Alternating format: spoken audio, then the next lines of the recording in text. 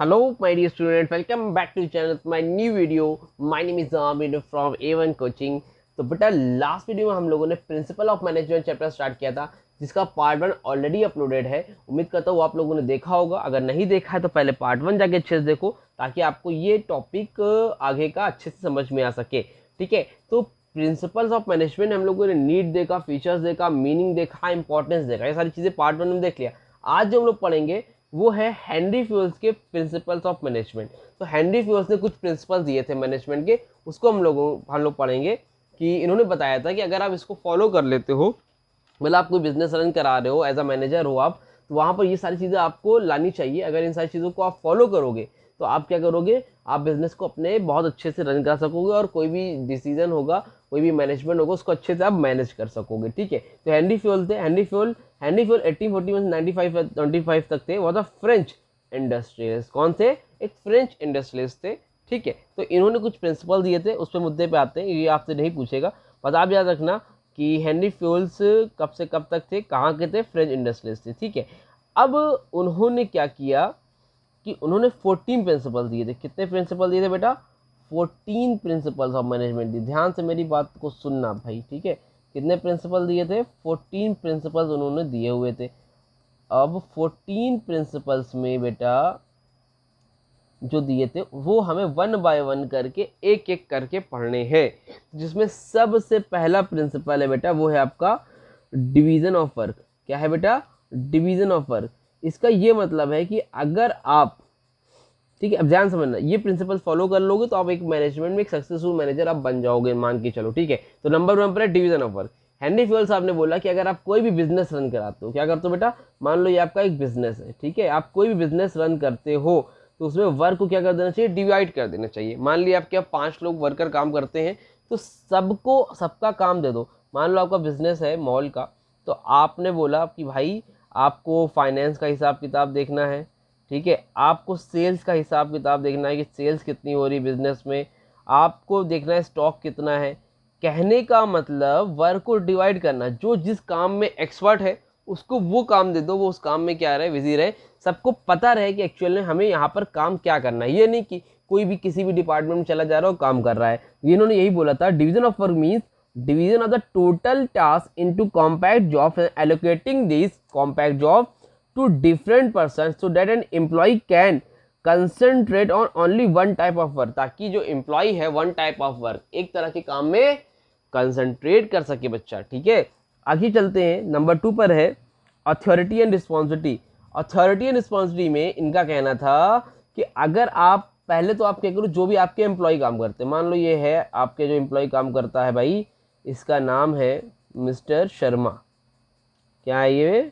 Mister Sharma इनको बोलते हैं। तो मिस्टर शर्मा जी जो हैं आपके मैनेजर है, तो आपने इनको अथॉरिटी दी, ये सेल्स डिपार्टमेंट देखते हैं, तो इन्होंने आपने इनको अथॉरिटी दी है, तो इनको आप रिस्पॉन्सिबिलिटी भी दो। अगर किसी भी तरह की एरर आती है तो भाई आंसर किसको देना पड़ेगा, जवाबदेही किसकी होगी?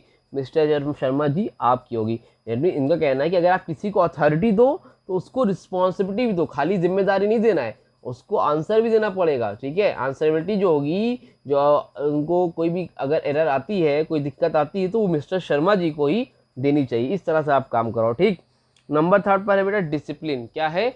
डिसिप्लिन होना चाहिए। डिसिप्लिन का मतलब क्या है? Discipline implies obedience, respect of authority, observation of the established rules and regulation. कुछ रूल्स एंड रेगुलेशन होना चाहिए ताकि बिजनेस आपका रन कर सके। जूनियर सीनियर जो है आपके, वहाँ पर आप एक दूसरे को रिस्पेक्ट दे सके।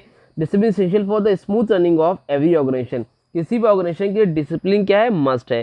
तो वहाँ पर क्या होना चाहिए? रिस्पेक्ट होनी चाहिए सबको एक दूसरे के लिए। ठीक है, क्या according to Fayol good supervision at all levels, clear and fair rules and built in system of penalties with help of maintain discipline. अगर कोई डिसिप्लिन को मेंटेन नहीं करता तो वहाँ पर आपको पेनाल्टी लगानी चाहिए। तो एक अच्छी सक्सेसफुल ऑर्गेनाइजेशन में डिसिप्लिन तो होना ही चाहिए भाई। ठीक है, आगे बढ़ते हैं और आगे है 4th पॉइंट पे है आपका बेटा यूनिटी ऑफ कमांड। क्या है बेटा? Unity of command. अब यूनिटी ऑफ कमांड के बारे में बात करते हैं भाई। देखो अच्छे से, बहुत इंपॉर्टेंट टॉपिक है ये, यूनिटी ऑफ कमांड। और एक है यूनिटी ऑफ डायरेक्शन। दोनों में अक्सर बच्चे कंफ्यूज होते हैं, तो दोनों को अभी हम लोग अलग अलग से पढ़ेंगे। अभी एक बार समझते हैं unity of command. Unity of command का मतलब है, समझो कि मान लो यहाँ पर ये एक पर्सन है, ठीक, ए, यहाँ पर एक पर्सन है बी, और ये दोनों कौन है बेटा, ये दोनों हैं आपके लेबर। कौन है ये, लेबर, अरे सॉरी सॉरी सॉरी, ये दोनों है मान लो आपके मैनेजर। कौन है ये दोनों, ए का नाम, ए भी मैनेजर है, बी भी कौन है, मैनेजर है। इसको मैं कट कर दे रहा हूँ, ठीक है, ये कुछ नहीं है, ठीक, ए भी मैनेजर, बी भी मैनेजर। अब यहाँ पर क्या हुआ, एक वर्कर है। कौन है भाई, एक वर्कर है जिसका नाम है सी। तो अब ए भी इससे काम कराता है, बी भी इससे काम कराता है, ठीक है। तो भाई ए भी इससे काम कराता है अपना, बी भी इससे काम कराता है एट अ सेम टाइम पे।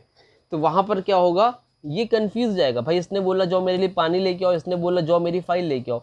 तो इसको समझ में नहीं आएगा पहले कि ये यहाँ एक, भाई इसको जाना है, एक इस तरफ काम है और एक इस तरफ काम है, तो ये किसका काम पहले करेगा, ए का करेगा कि बी का करेगा, तो ये कंफ्यूज हो जाएगा। तो इस इनके प्रिंसिपल के हिसाब से यूनिटी ऑफ कमांड का मतलब है कि एक सीनियर के ऊपर एक ही जूनियर होना चाहिए, मतलब एक जूनियर के ऊपर एक ही सीनियर होना चाहिए, मतलब जिसको सुपीरियर हो वो एक होना चाहिए, उसको ऑर्डर देने वाला एक होना चाहिए, एक को दो नहीं होना चाहिए, नहीं तो वो क्या हो जाएगा, बहुत कंफ्यूज हो जाएगा और काम अच्छे से नहीं कर पाएगा। देखो यही लिखा है इसमें, according to this principle an employ should receive orders from one superior only and be accountable to him, मतलब should receive orders from one superior, उसको ऑर्डर रिसीव होना चाहिए किससे बेटा, ओनली वन सुपीरियर से, only and be accountable to him, सिर्फ और सिर्फ उसको देना चाहिए। No person can serve several master at the same time, एक द सेम टाइम पे कोई भी इंसान एक से ज़्यादा लोगों को सर्व नहीं कर सकता है। तो वही ये बोल रहे हैं भाई कि ज़रूरत से उतने ही लोग, एक लोग पे एक लोग ही होना चाहिए। समझ में आया यूनिटी ऑफ कमांड का मतलब। अगला है बेटा unity of direction. Unity of direction का मतलब क्या है, ये एक पर्सन को एक ऑर्डर देने की बात हो रही थी, यहाँ पर बात हो रही है कि जो आपका डिटेल प्लान है, क्या प्लान है आपका, डिटेल प्लान है, तो उसके लिए आपका वन हेड होना चाहिए। क्या होना चाहिए, वन हेड और one plan, one head one plan होना चाहिए, वन हेड वन प्लान। अब एक चीज देखो, एक सेकेंड इसको मैं रफ कर दूं, बताता हूँ आपको।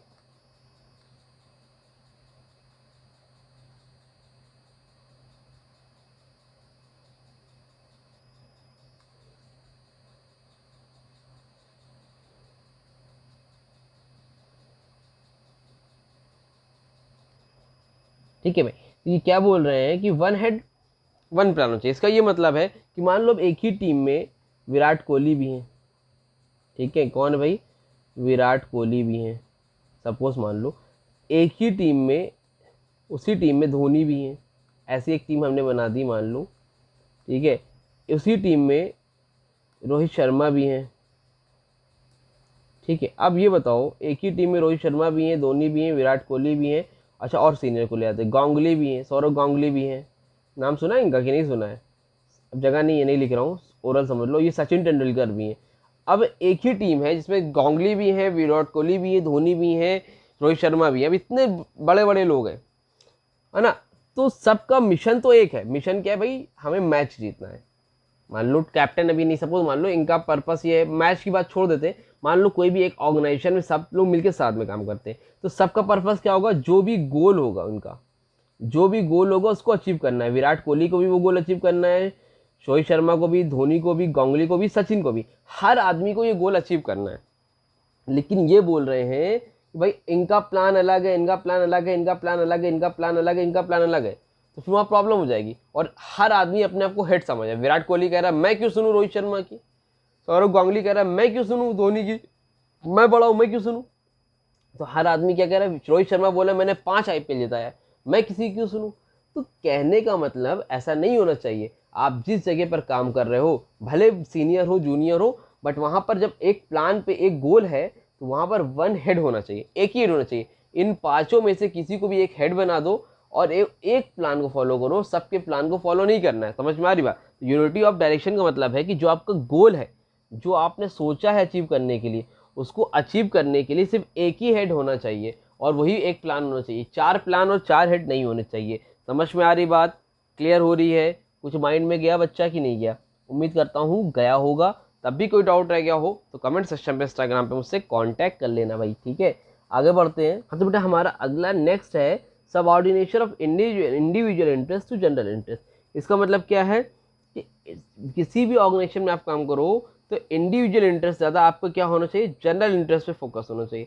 Subordination of individual interest to general, individual हर आदमी का, जो इंडिविजुअल आदमी है उसका भी गोल अचीव हो जाए, और जो जनरल इंटरेस्ट, जो कंपनी का जो भी गोल है बेटा वो अचीव हो जाए। आपको इंडिविजुअल इंटरेस्ट पे ना करके जनरल इंटरेस्ट पे ध्यान देना है। An organisation is bigger than individual, कोई भी ऑर्गेनाइजेशन हो वो बड़ी होती है किससे, इंडिविजुअल से, किसी एक के बारे में नहीं होना चाहिए। The interest of goals of the organisation must prevail upon the personal interest of individual, personal interest से ऊपर आता है हमेशा। In order to achieve supremacy of group of common interest, manager must set a good example and they must be a firm but reasonable in dealing with subordinate. मतलब आप ऐसे goal achieve करना है कि आपका जनरल इंटरेस्ट भी पूरा हो और आपके जो सबऑर्डिनेट है उनका भी इंटरेस्ट हो, मतलब इंडिविजुअल का भी फायदा हो और दोनों का हो। ये नहीं हो कि खाली इंडिविजुअल का हो रहा है जनरल का नहीं हो रहा है, या फिर जनरल का हो रहा है गोल हो रहा है लेकिन जो एम्प्लॉई वहाँ पे उनको उस तरह से जॉब मतलब सैलरी वगैरह नहीं मिल रही, तो ये नहीं होना चाहिए। दोनों का इंटरेस्ट देखना चाहिए। ठीक, आगे है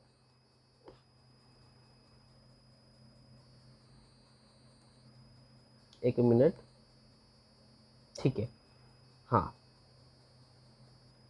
इसके बाद बेटा 7th है आपका रेम्यूनरेशन। क्या है बेटा, रेम्यूनरेशन।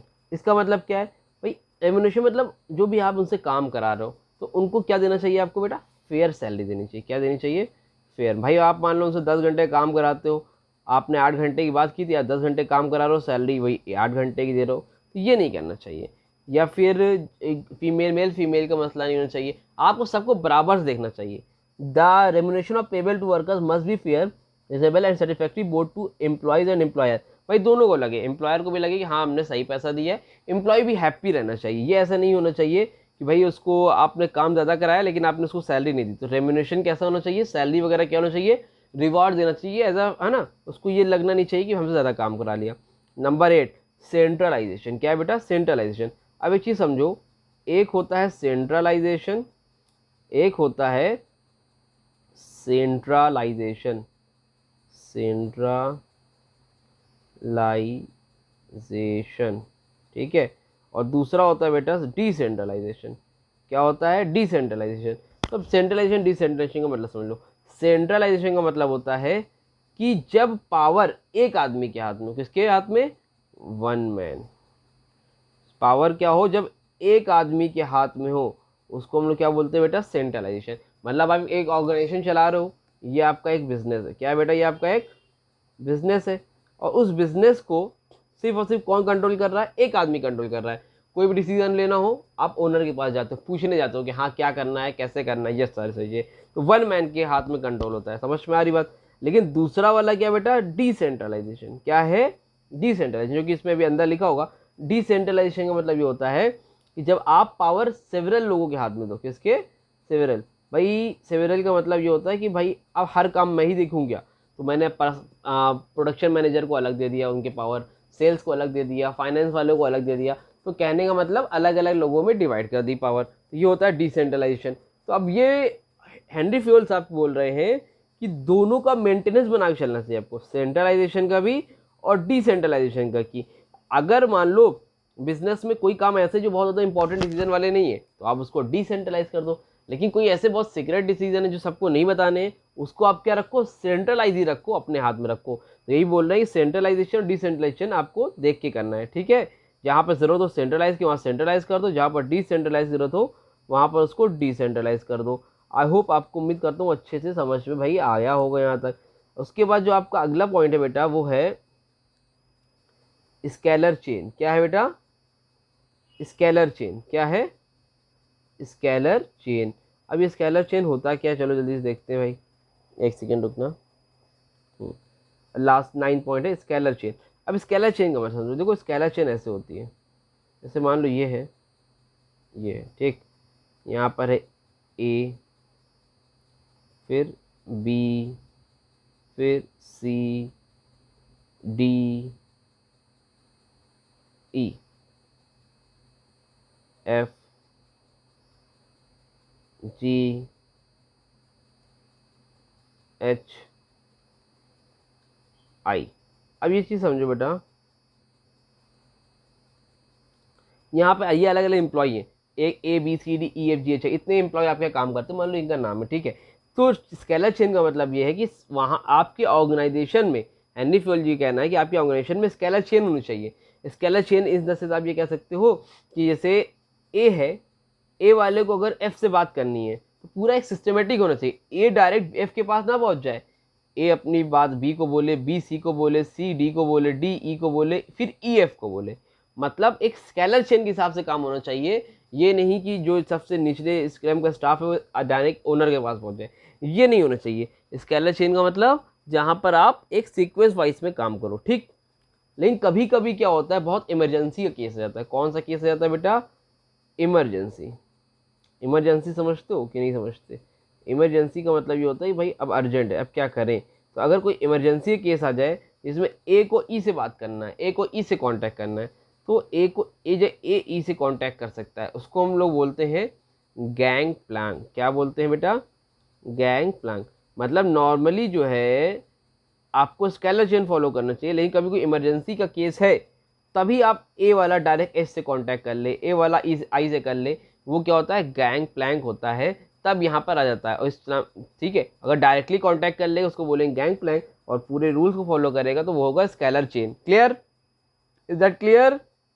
ओके, तो अगर यहाँ तक अभी तक समझ में आया हो तो एक बार चैनल को जो है सब्सक्राइब कर लो और लाइक दबा दो, ताकि मुझे भी मोटिवेशन मिलता रहे भाई, और मैं आप लोगों के लिए पूरे लास्ट तक ऐसे ही वीडियो लाता रहूँ। और यूपी बोर्ड वालों को जिस तरह हम लोगों ने ISC वालों को दिया, अब आपकी बारी है और आपको भी बहुत अच्छे मार्क्स से क्लियर कराया जाए, ठीक है। अच्छा, एक इम्पॉर्टेंट बात, ऐसे जो भी बच्चे हैं जिनको नोट्स चाहिए, अगर वो PDF नोट्स चाहते हैं, यूपी बोर्ड के अकॉर्डिंग पूरा कॉमन यूपी बिजनेस, इकोनॉमिक्स और अकाउंट्स का नोट्स हमारे पास अवेलेबल है, और वो अगर नोट्स चाहते हैं तो वो नोट्स के लिए मेरे व्हाट्सएप नंबर पर कॉन्टैक्ट कर सकते हैं। मोबाइल नंबर है 8957250045, ठीक है। और आप 45 मेरा व्हाट्सएप नंबर कॉन्टैक्ट कर सकते हो। हालांकि जो नोट्स है वो पेड है, बहुत ज़्यादा चार्जेस नहीं रखे हम लोगों ने, क्योंकि बहुत मेहनत से बने हैं, तो इसलिए बहुत मिनिमम कॉस्ट रखी है। पेड आपको करना है जस्ट 10 रुपीज़ पर चैप्टर, ठीक है। एक चैप्टर का आपको 10 रुपये पे करना है। आप मेरे व्हाट्सएप नंबर 8957250004 पर भी कॉन्टैक्ट कर सकते हो। आप वहाँ से आप QR लेके पेमेंट कर सकते हो, आपको नोट्स प्रोवाइड कर दिया जाएगा, ठीक है। इसमें आपको नोट्स के साथ साथ इंपॉर्टेंट क्वेश्चन मिलेंगे, केस बेस्ड क्वेश्चन मिलेंगे और MCQs भी मिलेंगे। तो आप अगर लेना चाहो तो उसमें आपको सारा का सारा कॉम्बो आपको साथ में दिया जाएगा। क्लियर है भाई? ठीक है। अब इसके आगे बढ़ते बेटा, अगला जो ऑर्डर है हमारा ऑर्डर 10 पॉइंट पे। ऑर्डर का मतलब क्या होता है बेटा? ऑर्डर का मतलब ये बोल रहे हैं कि ऑर्डर का मतलब ये होता है, यहाँ पर ऑर्डर देने की बात नहीं हो रही है, हेनरी फील्ड कह रहे हैं हर चीज़ एक सीक्वेंस में होनी चाहिए। ऑर्डर का मतलब यहाँ पर है कि हर चीज़ किस में होनी चाहिए बेटा? सीक्वेंस में होनी चाहिए। भाई जो चीज़ जहाँ रखी होनी चाहिए वो वहीं पर होनी चाहिए, इसको आगे पीछे नहीं होनी चाहिए। There must be material and social order enterprise. Material order implies a proper place for everything. क्या लिखा है?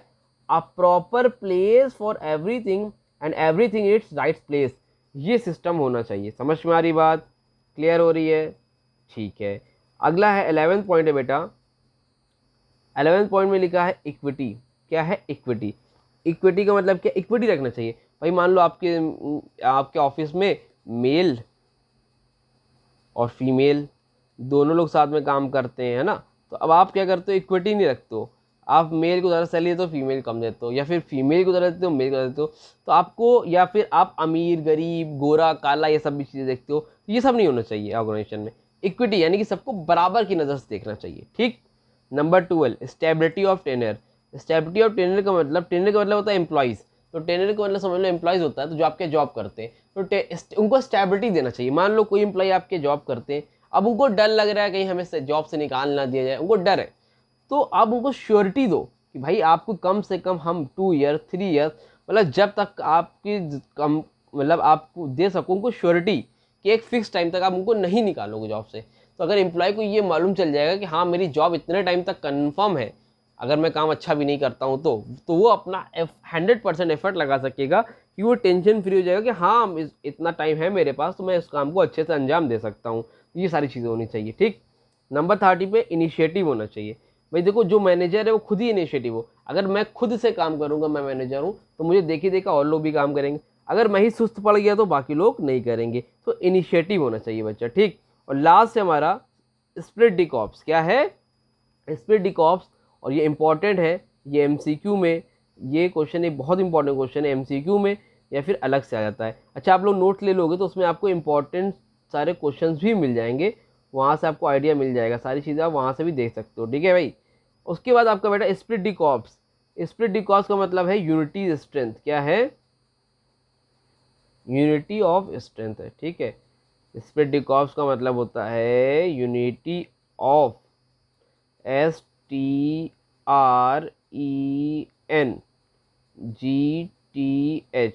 Unity of strength. इसका मतलब ये होता है बेटा कि एकता में शक्ति है। तो आपके जो भी एम्प्लॉय है, जो भी काम करते हैं, तो एम्प्लॉय को लगता है कि एम्प्लॉयर काम नहीं करना चाहता, एम्प्लॉयर को लगता है कि एम्प्लॉय काम नहीं करना चाहता, तो ये मन में भावना नहीं आना चाहिए। आपको ऐसा बना के रखना चाहिए कि हाँ, हम सब साथ हैं, एक अच्छा एटमॉस्फेयर बनना चाहिए। अगर आप यूनिटी ऑफ स्ट्रेंथ रहेगा तो आपका जो ऑर्गेनाइजेशन है काफ़ी अच्छे से रन करेगा और आप बहुत आगे तक तरक्की करोगे। उम्मीद करता हूँ यहाँ तक अच्छे समझ में आया होगा। यहाँ पे हो गए आपके 14 प्रिंसिपल डन, किसके? हेनरी फ्यूल के। अब आगे बढ़ते हैं और जल्दी से चैप्टर को आगे लास्ट एंड की तरफ ले जाते हैं। तो हाँ, तो बेटा अब देखते हैं लास्ट हमारा इस टॉप चैप्टर का, Taylor principle of scientific management. क्या देखना है? टेलर का प्रिंसिपल। आपने हेनरी फ्यूल के 14 प्रिंसिपल तो देखे, अब टेलर के प्रिंसिपल देख लो भाई। टेलर साहब ने क्या प्रिंसिपल दिए थे? तो टेलर थे कौन? पहले एन अमेरिकन लेड द, कौन थे? अमेरिकन थे। Led the foundation of management science consisting of fundamental principle. He was the first expert to suggest the use of scientific method. देखो टेलर, FW टेलर नाम था इनका पूरा। ये जो पहले थे, इन्होंने जो बोला था कि मैनेजमेंट में जिस तरह साइंस में हर चीज़ साइंटिफिक होती है, उसी तरह मैनेजमेंट में भी साइंटिफिक तरीके से सारी चीज़ों को करना चाहिए। साइंटिफिक तरीके का मतलब ये है कि पहले उसको एक्सपेरिमेंट करो, रिसर्च करो, फिर आप कोई डिसीजन पहुँचो। हिट एंड ट्रायल मेथड मत करो कि चलो करते हैं, जो होगा देखा जाएगा, ये नहीं। पहले आप उसको घर पे एक बार करके देखो, खुद से ट्राई करो, उसके बाद उसको अप्लाई करो। ये नहीं कि आप भाई आर्ट है तो आप अपने मन से करो, ऐसा नहीं होना चाहिए। आप क्या करना चाहिए? उस पर पूरा रिसर्च करना चाहिए, ठीक है। इनके किसका कहना था बेटा? FW टेलर का। तो FW टेलर ने कुछ प्रिंसिपल दिए थे, the basic principle of scientific management are as follows. Basic principle क्या क्या है इसको हम लोग जल्दी से देखते हैं फटाफट। नंबर है बेटा science not rule of thumb. उनका कहना था science not rule of thumb, scientific तरीके से चलो, नॉट रूल ऑफ थंब। ये नहीं कि हिट एंड ट्रायल मेथड मत करो, चलो करेंगे जो होगा देखा जाएगा। क्या लिखा देखो, each and every job and the method of doing it should be based on scientific study. जो भी जॉब करो, मेथड करो, शुड भी कैसा होना चाहिए? Scientific study and analysis rather than on trial and error method। क्या होना चाहिए? rather than on trial and error। ये नहीं होना चाहिए ट्रायल मेथड करो, should be based on scientific study के बेस पे होना चाहिए। the task to be performed should be scientifically planned, the materials, equipment and working conditions should be standardized, the amount work to be done should be decided through objective study। समझ में आ रही बात? मतलब यहाँ तक लिख लेना, यहाँ से लेके यहाँ तक हिट एंड ट्रायल नहीं होना चाहिए, जो भी होना चाहिए साइंटिफिक बेस पे होना चाहिए, ठीक। नोट्स आपको मैं दे दूंगा, तो टेंशन मत लेना। Number 2 harmony not Discord. Harmony मतलब होता है एकता, डिस्कॉर्ड मतलब होता है लड़ाई झगड़ा। तो आपकी जो ऑर्गेनाइजेशन है वहाँ पर हार्मोनी होनी चाहिए, लोगों में मिलनसार होना चाहिए, लोगों के अंदर एक दूसरे के लिए रिस्पेक्ट होनी चाहिए, हार्मोनी होनी चाहिए, किसी तरह का डिस्कॉर्ड नहीं होना चाहिए, लड़ाई झगड़ा नहीं होना चाहिए। या लिखा there should be healthy cooperation between employees. Employee यानी कि बॉस, एम्प्लॉयज मतलब जॉब करने वाले, इनके बीच में कैसा रिलेशन होना चाहिए? हेल्दी कोऑपरेशन होना चाहिए। Taylor advocated a complete mental resolution on the part of both management and worker, ठीक है। तो हेल्दी रिलेशन होना चाहिए। Number 3 maximum not restricted output. Maximum not restricted output का मतलब क्या भाई? मैक्सिमम नॉट रिस्ट्रिक्टेड आउटपुट का मतलब ये है कि आपके अगर मान लो ये लेबर है, बहुत जी जान लगा कि भैया काम कर रहा है, कौन है ये? आपका लेबर है, ठीक है, बहुत मन लगा के जॉब कर रहा है, तो उसको मैक्सिमम देना चाहिए, रिस्ट्रिक्शन आउटपुट नहीं करना चाहिए। भाई मान लो इसकी सैलरी 1000 है, तो आप 1000 फिक्स ना करो, इसको आप कमीशन भी दो, इसको आप प्रॉफिट भी दो, एक्स्ट्रा दो, शेयर दो, ताकि इसके अंदर क्या रहे? मन लगा रहे। भाई जब सैलरी फिक्स जाती है और ज़्यादा काम करना पड़ता है, तो वहाँ पर नहीं हो पाता। मैक्सिमम नॉट रिस्ट्रिक्टेड आउटपुट नहीं होना चाहिए, ठीक। नंबर 4 पर बेटा division of work and responsibility. क्या है?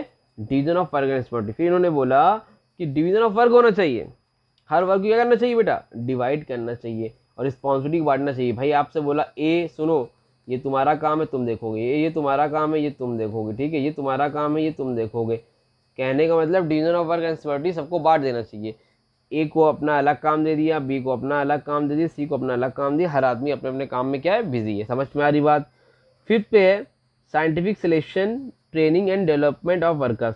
इसका मतलब ये है कि जब कभी भी आप अपने ऑर्गेनाइजेशन में कोई भी एम्प्लॉय को हायर करो तो साइंटिफिक तरीके से रखो, उसको डायरेक्टली मत रखो। पहले उसका रिटन एग्जाम लो, फिर इंटरव्यू लो, फिर उसका मेडिकल एग्जाम लो, फिर जाके उसका सिलेक्शन होना चाहिए। तो कोई भी चीज़ हो कैसे होनी चाहिए, साइंटिफिकली होनी चाहिए। Scientific selection training and development होना चाहिए, डायरेक्टली किसी को भी हायर नहीं कर लेना चाहिए।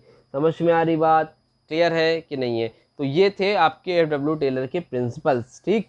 उसके बेटा आपका लास्ट टॉपिक है, आई थिंक चैप्टर तो कंप्लीट है बट देखो इसमें डिफरेंस दे रखा है, इस डिफरेंस को ज़रूर से याद करके जाना। पेपर के पॉइंट ऑफ व्यू से मोस्ट इम्पॉर्टेंट टॉपिक रहेगा ये आपका बोर्ड एग्जाम में। यूपी बोर्ड में अक्सर ये क्वेश्चन पूछा जाता है कि FW टेलर हेनरी फ्यूल में क्या डिफरेंस है। याद रखना ये पर्सनल एक्सपीरियंस बेसिस पे है हेनरी फ्यूल का, और ये ऑब्जर्वेशन एंड एक्सपेरिमेंटेशन पर है। फोकस किस पे इसका, improve overall efficiency of the management पे है, और ये किस पे, increase the productivity of people and working the enterprise. ये यूनिवर्सली एप्लीकेबल है, ये किस पे applicable only to specialise situation.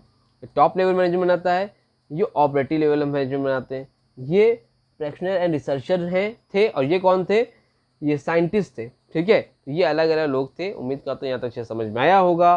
Chapter 2 बेटा आपका हो गया कंप्लीट। अगर आपको मेरा पढ़ाया हुआ समझ में आता है तो प्लीज़ वीडियो को लाइक ज़रूर से करो, चैनल को सब्सक्राइब करो, और अपने ज़्यादा से ज़्यादा फ्रेंड को शेयर करो। ऐसे जितने भी यूपी बोर्ड इंग्लिश मीडियम के बच्चे हैं जो कॉमर्स साइड से हैं, उनको वीडियो को शेयर करो और बताओ कि हाँ मैं पढ़ रहा हूँ, आप भी पढ़ सकते हो, क्योंकि यूपी बोर्ड के लिए स्पेशलाइज वीडियो चैनल कोई है नहीं, और आप लोगों के लिए ये स्टार्ट किया गया है। तो अगर आप लोग सपोर्ट करोगे तो मुझे भी मोटिवेशन आएगा, और मैं इसी तरह आप लोगों के लिए वीडियो लाता रहूँगा। तो उम्मीद करता हूँ वीडियो अच्छी लगी, वीडियो को लाइक करो, चैनल को सब्सक्राइब करो। मिलते हैं न्यू वीडियो में, तब तक के लिए थैंक यू सो मच।